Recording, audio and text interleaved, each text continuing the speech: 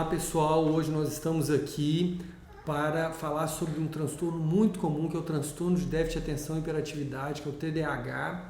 Quem vai fazer essa apresentação para a gente é o Dr. Ricardo Carvalho, para ajudar você a consolidar o aprendizado. Nós vamos oferecer 10 questões, tá? Vão ser 10 questões baseadas na aula que o Dr. Ricardo vai dar agora. Essas 10 questões são enviadas no inventário do Google. Você só precisa colocar seu e-mail para receber a resposta e, se você atingir 70% das respostas positivas, nós vamos enviar também para você um certificado da Shelter de que você prestou atenção nessa aula, que você se interessou por essa aula e que você teve um bom aproveitamento dessa aula, tá? Então, eu convido agora o Dr. Ricardo Carvalho para assumir e explicar para vocês o TDAH, tá bom? Bom proveito. Tratamentos com eficácia incerta. Tem-se um dos tratamentos mais investigados para o TDAH são os ácidos graxos monoinsaturados, como o ômega 3. Até agora, os estudos não mostraram um efeito significativo. Então, em questão de tratamento isolado, não vale a pena, porque o paciente não vai ter uma remissão significativa. No entanto, podem potencialmente ser utilizados como tratamento adjuvante em pacientes que estão com as terapias de eficácia comprovada, que são terapia não farmacológica, psicoterapia e os estimulantes. O zinco também, que foi muito investigado ultimamente, não tem efeito superior ao placebo. O neurofeedback é uma opção terapêutica que também é extensamente investigada. Tem alguns estudos que mostram sim algum efeito, mas as revisões sistemáticas não mostram ainda um efeito significativo, principalmente por problemas na qualidade dos estudos. Então pode ser um tratamento que no futuro, com estudos de maior qualidade, seja comprovado e possa fazer parte do nosso plano terapêutico. Mas, por agora, preferir as outras opções, e se o paciente tiver condição financeira, talvez seja algo que possa ser tentado também de forma adjuvante. E os efeitos geralmente são duradouros, mas são menos intensos. Shelter Fellowship, atendimentos remunerados, supervisões clínicas, curso de terapia cognitivo-comportamental. A comorbidade mais comum em indivíduos com transtorno do déficit de atenção e hiperatividade é a ansiedade. Principalmente por causa das repetidas falhas em atingir padrões externos e internos de desempenho e comportamento. Por exemplo, a pessoa pode passar por uma experiência repetida de esquecimento e isso levar à preocupação crônica. Em muitos casos pode ser até adaptativo, então o indivíduo fazer diversas checagens, se esqueceu a chave, se deixou o gás ligado, não necessariamente vai configurar um quadro de ansiedade comórbido. Simplesmente pode ser uma estratégia adaptativa. Aquilo a gente precisa ficar de olho se esses hábitos adaptativos estão gerando um prejuízo para o paciente. A verificação compensatória pode ser erroneamente interpretada como evidência também de um outro transtorno primário, como o TOC. E aqui a gente tem as características distintivas. Algumas que são interessantes de observar são: no TDAH a pessoa vai falar, por exemplo, tenho dificuldade de dormir porque minha cabeça não para. E não necessariamente não para por causa de preocupações. Enquanto na ansiedade, normalmente, a cabeça não para e essa dificuldade para dormir por conta das ruminações da preocupação excessiva.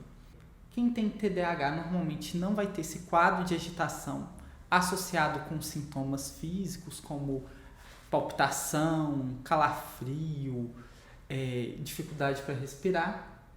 No caso da ansiedade, esses sintomas estão constantemente presentes. No caso do tratamento, é muito importante priorizar o transtorno que estiver trazendo mais impacto primeiro, se houver comorbidade.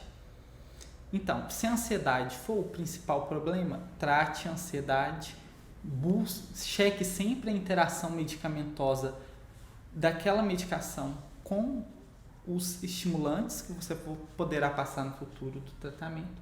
Fazer uma progressão um pouco mais lenta da dose dos estimulantes, visto que os sintomas físicos da ansiedade são um efeito colateral relativamente comum dessas medicações. E se a ansiedade se tornar intensa com o tratamento do TDAH, aguardar a remissão dos sintomas da ansiedade para começar o tratamento com os estimulantes. No caso do transtorno depressivo maior, é um transtorno com maior interseção dos sintomas. Então, muitos dos sintomas do transtorno depressivo também estão presentes no TDAH, então com questão de dificuldade para se concentrar, padrão irregular de sono, padrão irregular de alimentação. Muitas vezes é preciso perguntar, desde quando? Será que é algo desde a infância, que está presente durante a maior parte da vida e tem um impacto funcional grande? Ou é algo recente, que você consegue localizar, por exemplo, um episódio desencadeante, ou o indivíduo fala, eu não era assim e passei a ser? E lembrando sempre que a pessoa com TDAH frequentemente pode ter um quadro depressivo, principalmente por conta dessa relação com a autoestima, que muitas vezes por não atingir os padrões, por ter problemas em relacionamentos, não conseguir manter relacionamentos de longo prazo, ter abandonado diversas vezes cursos, faculdades, podem ficar deprimidas. E no diagnóstico diferencial da depressão com TDAH, a gente precisa observar os sintomas que tem uma interseção, então a perda da motivação, desmoralização, problemas para concentrar, irritabilidade. Também a gente precisa ver o que é diferente. Na depressão, vai ter uma maior quantidade de pensamentos de tristeza, a sensação de culpa pode estar presente nos dois, mas na depressão normalmente vão estar presentes outros tipos de pensamento, outros conteúdos além da culpa. A gente pode ter pensamentos de autoextermínio, a gente pode ter aquela fadiga crônica, algo que diz mais em favor da depressão é o paciente falar que está sempre sem energia. E o tratamento também é a questão. Pensar sempre qual que tem um impacto mais funcional. E no caso da depressão leve, os estudos vêm mostrando que se você trata o TDAH, a depressão tende a melhorar. Então, depressão leve pode tratar primeiro apenas o TDAH. Em depressão com risco de suicídio, a depressão precisa ser priorizada. E na escolha medicamentosa também a gente precisa tomar bastante atenção.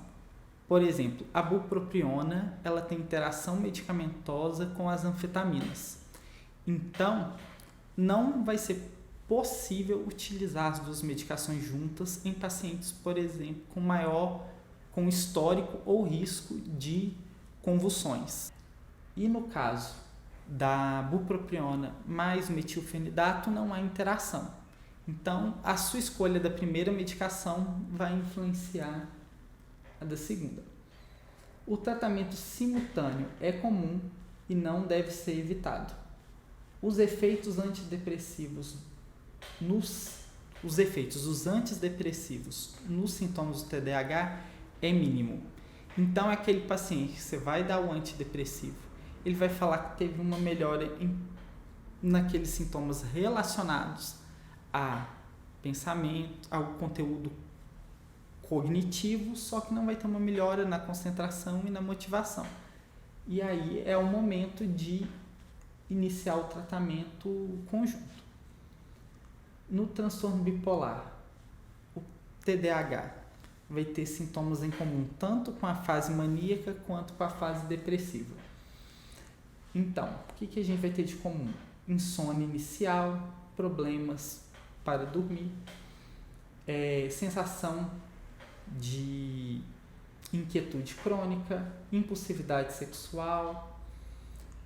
Ambas têm esse curso crônico, mas o TDAH ele vai começar a se expressar numa fase mais precoce da vida, então antes de 12 anos, enquanto o transtorno bipolar, em geral, os sintomas começam a ser mais expressivos a partir da adolescência. E também temos a distratibilidade e a impulsividade. O que a gente pode utilizar para distinguir são verificar se tem alguns episódios que o indivíduo percebe se está acima do basal dele, do normal. Então ele fala, por mais que eu seja inquieto, dessa vez eu fiquei muito mais do que a média. E o manejo do TDAH mais o transtorno bipolar, ele é complexo, é difícil, precisa ter bastante cuidado, ser bastante progressivo. Então, primeiro, sempre estabiliza o humor. Uma vez estabilizado o humor, o risco dos estimulantes desencadearem um quadro maníaco é baixíssimo, não é superior à população geral, e sempre lembrar nesse caso de priorizar os estabilizadores do humor com um efeito mais expressivo sobre a mania, como lítio, evitando, por exemplo, opções que não têm esse risco, não têm esse efeito tão bem estabelecido para a mania, como lamotrigina. Tenha aulas, supervisões e pacientes. Shelter Fellowship. No caso do autismo, também a gente tem uma correlação entre TDAH e autismo, e 30% a 70% dos pacientes com TEA podem ter, sim, o TDAH. Vão ter muitos pontos que vão coincidir, mas é muito importante observar se existem aqueles que se os divergentes estão presentes, como estereotipias, ecolalia, pouco interesse em atividade social, e aí é um pouco interesse em atividade social basal do indivíduo, então não é aquele que surgiu depois do indivíduo ter feito várias tentativas de socialização que não foram bem sucedidas. A gente também tem nas crianças um pouco interesse em interagir com os pares, enquanto o TDAH vai ter esse interesse e às vezes vai perdendo esse interesse por conta das diferenças comportamentais. E a hiperatividade do TDAH, ela é generalizada, enquanto o do autismo é rítmica. Então, são pessoas que vão repetir sempre o mesmo padrão de hiperatividade. O tratamento para o TDAH melhora os sintomas do TEA, só que em muitos pacientes não vai ter um efeito significativo. Então, tem uma melhora, mas ainda há muitos sintomas residuais. E o tratamento do TDAH só vai melhorar os sintomas do TEA se a pessoa tiver comorbidade. Então, não é o caso de você utilizar estimulantes para quem tem o TEA isolado. E também um outro ponto que a gente precisa ficar atento para algo que não é um transtorno, é a superdotação. Por quê? O TDAH é mais comum em quem tem superdotação tem maior chance de ter TDAH.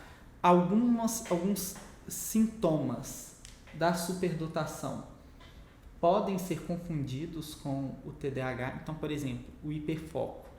Pessoas com superdotação têm hiperfoco, mas esse hiperfoco normalmente é funcional. Então, são pessoas que se dedicam bastante à área que estão, só que não chegam a perder um controle das outras áreas da vida.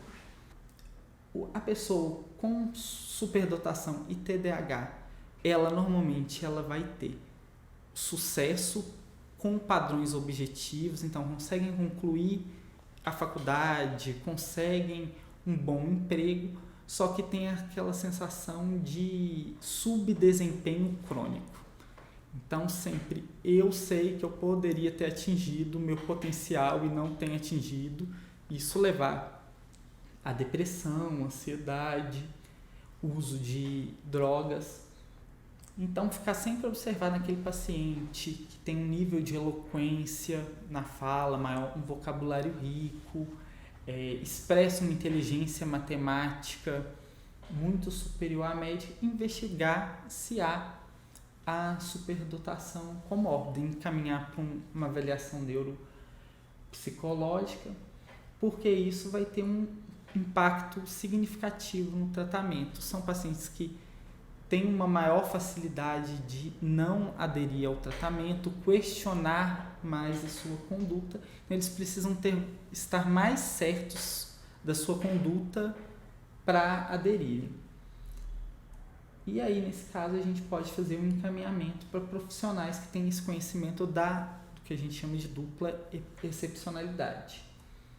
No caso do sono, pelo menos 50% dos adultos e crianças com TDAH vão relatar um problema significativo com o sono. O transtorno do sono mais comum em quem tem TDAH é o transtorno do atraso da fase do sono. Então, o paciente vai dormir 1h da manhã, 2h da manhã. Isso gera uma incompatibilidade com o ritmo da sociedade. E aí ele vai dormindo cronicamente mal, que vai piorando os sintomas cognitivos. De todos os parâmetros, todos os hábitos de vida, o sono é o que tem o maior impacto sobre a cognição do indivíduo. Então, ele precisa ser investigado. Além disso, outra coisa que a gente precisa investigar é a mimetização do TDAH pela apneia do sono crônica. Então, se estiver diante daquele paciente que tem uma circunferência de pescoço maior, ou um paciente que fala, que ronca, que algum familiar já ouviu roncos, é muito importante investigar, porque pode ser apenas a apneia, não o TDAH. E os testes, nesse caso, a polissonografia, aparelhos, hoje em dia já tem o surgimento de aparelhos portáteis baseados na nuvem, então o indivíduo leva o aparelho para casa, mede, esse aparelho vai medir o padrão de sono e o médico vai poder avaliar depois. E em relação aos outros transtornos, para outros transtornos, a gente precisa entender que o TDAH é um fator de risco para a obesidade conhecido. Então, quem tem TDAH tem maior risco de obesidade e de dificuldade de adesão a medidas de perda de peso. Também é um fator de risco para compulsão alimentar. E aí o tratamento com Venvanse geralmente beneficia ambas as condições. Também outras notas importantes tem uma grande correlação, como a gente já viu, com o transtorno de personalidade borderline. Também existe uma certa correlação com o transtorno da conduta, transtorno de personalidade antissocial. Então, como a gente viu, o TDAH ele vai ter uma comorbidade muito forte com diversos transtornos. Então, a gente não pode subestimar a chance de um paciente estar procurando a gente ter TDAH. Se a pessoa chegou até a gente, tem um diagnóstico primário de transtorno de humor, transtorno de personalidade, transtorno de conduta, de uso de substâncias, vale a pena investigar o TDAH. Primeiramente, podem ser utilizadas algumas perguntas de triagem antes de aplicar um teste. Então, como que você era na escola? Você tinha dificuldade na escola? Ou como que você está na sua vida atualmente? Tem alguma dificuldade para cumprir seus projetos, para cumprir compromissos? E aí, se as perguntas de triagem forem positivas, aplicar os questionários ou fazer uma entrevista diagnóstica também focada para o TDAH. Isso pode ajudar o tratamento a ser mais eficaz e a gente não precisa ter esse medo de estar super diagnosticando o TDAH, porque é um transtorno que atinge 2 a 5% da população adulta. Então, a chance de um paciente chegar ao consultório com um transtorno é significativa.